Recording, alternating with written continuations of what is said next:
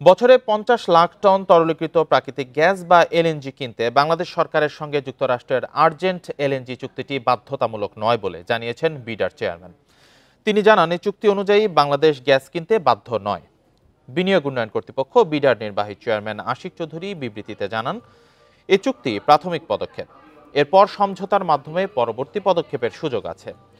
লুইসিয়ানার port ফোরশনে urgent এলএনজির প্রকল্প বাস্তবায়িত হলে এর কার্গোগুলো বাংলাদেশের রাষ্ট্রায়ত্ত প্রতিষ্ঠান পেট্রো বাংলায় সরবরাহ করা হতে পারে বলেও চুক্তিতে উল্লেখ করা হয়। এর আগে শুক্রবার আর্জেন্ট এলএনজি এক বিবৃতিতে বাংলাদেশের সঙ্গে এলএনজি কেনা বেচার চুক্তির কথা জানায়।